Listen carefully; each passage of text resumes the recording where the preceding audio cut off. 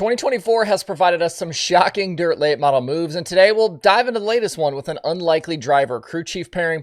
Plus, we'll talk Indiana Sprint Week, Short Track Super Series, and more. Let's go.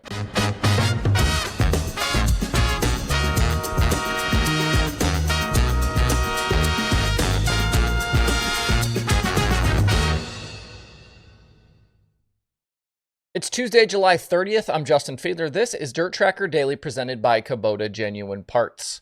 Literally, as I was posting yesterday's daily show that included a preview of Monday's World of Outlaws late model series race at Wilmot Raceway, that show was being postponed because of rain. Because obviously if any sort of news is going to break, it's going to happen right after I get that day's show posted. Officials are still working on a potential makeup date. That means we won't see the World of Outlaws late models until Thursday when the USA Nationals begins at Cedar Lake Speedway. The Saturday main event is $50,000 to win. We'll talk more about the USA Nationals later in the week. One news item we hadn't talked about yet on the show was the announcement of Ricky Thornton Jr.'s new crew chief that came last Friday. Right before the Prairie Dirt Classic at Fairbury was set to get started, it was revealed that Chris Madden will step into the role leading RTJ's 20RT squad at Kohler Motorsports, starting with the North-South 100 at Florence. That's coming up August 8th through the 10th. Chris Madden crew chiefing Ricky Thornton Jr. at Kohler Motorsports was not a sentence you would have imagined saying even a few weeks ago. Madden will replace Kenny Payton, who was originally named the team's crew chief when Thornton was announced as the driver there. Payton will remain with Kohler overseeing the cars for Jordan and Evan Kohler, which is what he was doing before. Besides Madden, the team is also adding Madden's crew chief Ricky Arnold and DJ Williams, who was previously with Thornton at SSI. This year has seen a dramatic turn, career-wise for Madden, who was previously on tour with the World of Outlaws as a driver. He announced earlier this season that 2024 would be his last full-time run and that he would likely only run a handful of races in 2025, something like 6 to 10. And then after the dirt late model dream at Eldora, Madden had to take a break for medical reasons. He dropped off the Outlaw Tour, and he found out that he was having diverticulitis. If you aren't aware, diverticulitis is a condition of the digestive system, and it was causing Madden quite a bit of pain. He was able to return to racing at the end of June at Volunteer Speedway and has raced 7 times since then, including a Southern Nationals victory at Wythe on July 13th. Madden hasn't raced, though, since July 16th, and we won't likely see him again potentially in a dirt late model until later this year. He mentioned in the release a race or two with Kohler is possible. Madden bringing his crew chief with him to this Kohler team and then thanking his other crew member, Stephen Eldridge, in the release point to his own team basically shuttering. We know they are also working on liquidating all of his remaining merchandise.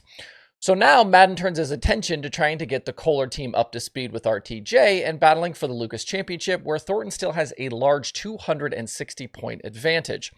The Lucas field will be cut down to 8 for the championship chase at Port Royal at the end of August, and then down to 4 at the late model Knoxville Nationals in September.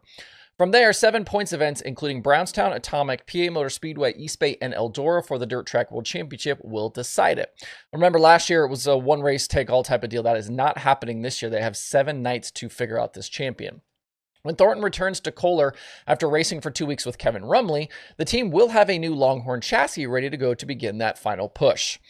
So what are Thornton's chances here with this reworked group heading into this final part of the season? I'd say pretty good. Madden has been a Longhorn guy as of late, and he certainly knows how to win and compete for championships on tour. He's done that both at the regional level and at the national level. The addition of Williams from SSI and Arnold means this will suddenly be a very experienced team out on tour with Lucas. Kohler clearly is pulling out all of the stops here to try and get RTJ this title, and you have to think that Longhorn and Kevin Rumley will be helping behind the scenes however they can. It'll be interesting to see how Madden adjusts, though, to this new reality, especially when before he was talking about wanting to be home more often. Crew chiefing a team for a driver like Thornton running a national tour doesn't feel like it will afford him as many opportunities to be around the house. We'll see how it goes on that front. This Kohler team, though, threw things together last minute to keep Thornton in the hunt and out on the road, and had chances even so to win at Eagle and Shelby County. With a few weeks to reset, make some changes, get the team in order, and put a new car together, I think this could be good for all involved. RTJ with some strong runs with Rumley in between to stay sharp, and he'll be coming back to a team ready to compete. At the moment, I think Devin Moran seems to be the challenger to watch with Lucas. You know, you've got Jonathan Davenport and Hudson O'Neal also in the mix, but they've suffered a few stumbles here as of late. Drop me a comment. Let me know what you think of this pairing and how it will go. Also, I'm curious for you longtime Dirt Late Model fans, when was the last time we had something like this happen where a top driver pulled back, and became a successful crew chief for somebody else? Let me know on that one. If you want some dirt racing action today, you do have a few options. At Lawrenceburg, Indiana, Sprint Week continues after this race was originally rained out from Sunday. Logan Seavey and Kyle Cummins won the first 2 Sprint Week features, and Cummins leads the early week-long standings. After tonight at the Berg, Speed Week continues Wednesday at Circle City. Then it's to Terre Haute, Bloomington, and Hobstadt. And following that tough crash at Kokomo, I saw that CJ Leary's 15X got a new front clip put on it. They will be ready to go tonight. And the Tyler Sturgeon Racing 77X that caught fire at Lincoln Park with Stevie Sussex in the seat will be back Wednesday to race. Sussex continues to recover from burns suffered in that ordeal. And in the meantime, RJ Johnson will drive the car. Sussex, though, still attending some of these races. The 77X team, not sure what other events they will run during Speed Week. If you can't get to the Berg tonight, Flow Racing has live coverage. Also on Flow is the Short Track Super Series from Autodrome Granby. The Super DIRTRACKR Series was over the border last week, and now it's the STSS for a few nights. And after Granby tonight, they'll be at RPM on Wednesday. Matt Williamson leads the overall series championship right now, while Stuart Friesen controls the North region. Should be healthy fields both nights as the Quebec locals look to take on the Travelers again for the second straight week. And if you want some winged sprint car action, the 360 Sprint Invaders will be at Bloomfield Speedway tonight in Iowa. Paul Nienheiser currently leads that championship, and I saw that my guy Tanner Holmes is racing there tonight. It seems like quite a few drivers and teams are looking to get in one more night of action before the 360 Nationals start on Thursday at Knoxville, so you could see a decent field of cars here tonight. $4,000 to win, and is available to watch as a pay-per-view on the Speed Sport Network. There are other options as well today on the streaming schedule, so make sure to stop by DIRTRACKR.com/watch tonight to see what's available.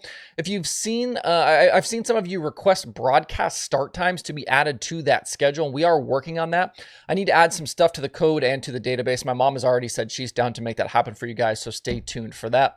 Also, as for the new sprint car shirts at shop.dirtracker.com, big kid sizes are starting to get low. We had previously sold out of 5Xs, and I'm down to just 2 4Xs left. Don't wait if that's your size, because once they are gone forever. Still looking good, though, for sizes XL through 3X plus some of the smaller ones. Shirts are $25. You can get one now over at shop.dirtracker.com. There are stickers as well in stock. I should have grabbed a shirt. They're too far away for me to reach right now. But the stickers, that's a Daily Show sticker you can get, and that's the larger logo sticker. So those are available right now as well. All right, that's it for the Daily Show today. DIRTRACKR.com is your place for all of the latest news and releases from around dirt racing, so add it to your regular internet stops. While you're there as well, sign up for the Slider, which is our email newsletter. I have another one in the hopper to send out here in the next day or two, so get signed up while you can over at DIRTRACKR.com/the Slider. Hope you guys have a great Tuesday out there. We'll see you right back here tomorrow.